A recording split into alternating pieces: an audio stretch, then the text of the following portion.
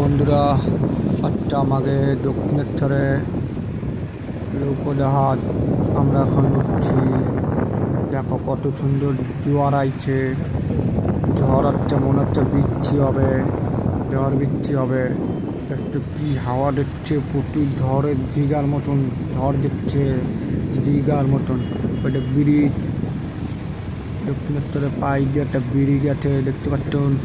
জয় vom বলে, জয় মহাদেব, জয় মহাদেব।